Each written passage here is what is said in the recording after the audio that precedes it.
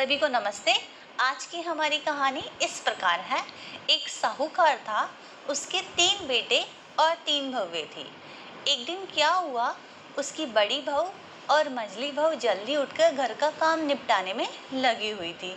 तो तीसरी बहू आई और बोली, दीदी आज क्या बात है जो आप इतनी जल्दी घर का काम निपटाने में लगी हुई हो। तो मझली बहू बोली, कल राखी का त्योहार है तो आज हम जल्दी जल्दी काम निपटाकर अपने पीहर को जाएंगे और कल अपने भाई की कलाई पर राखी बांधेंगे। पर तुम क्या जानो रक्षाबंधन के त्योहार का महत्व, तुम्हारे तो कोई भाई ही नहीं है।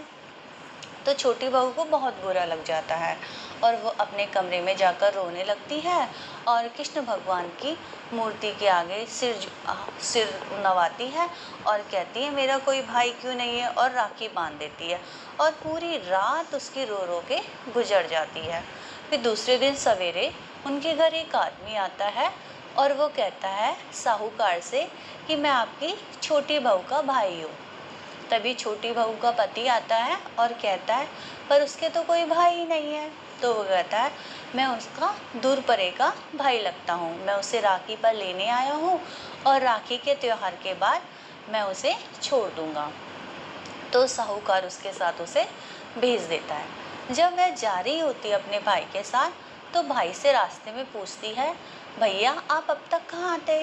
तो भैया कहता है कि मैं विदेश में कमाई करने गया था, कल ही आया हूँ, सो आज तुमको लेने आ गया।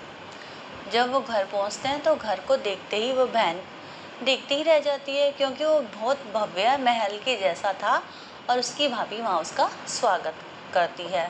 वहाँ उसकी बहुत अच्छी आवभगत हो जाती है। दूसरे दिन राखी का त्योहार भी अच्छे से मन जाता है। फिर वो आने को होती है तो उसको अच्छी विदाई दी जाती है और उसके पति का भी वहाँ पे अच्छा सा स्वागत होता है।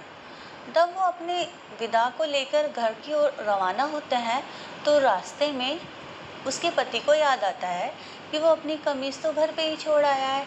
तो वो वापस जाने के लिए कहता है, लेकिन बहू कहती है नहीं, अगर हम इतनी देर में वहाँ जाएंगे इतनी देर में तो हम अपने घर पहुँच जाएंगे। लेकिन पति नहीं माना उसका और वापस चल दिया।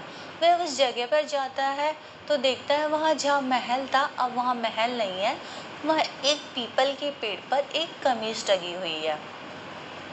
तो वो अपनी पत्नी से कहता है ये कैसा काला जादू था, कल तो यहाँ महल था पर आज वह महल नहीं है, वह कहाँ चला गया।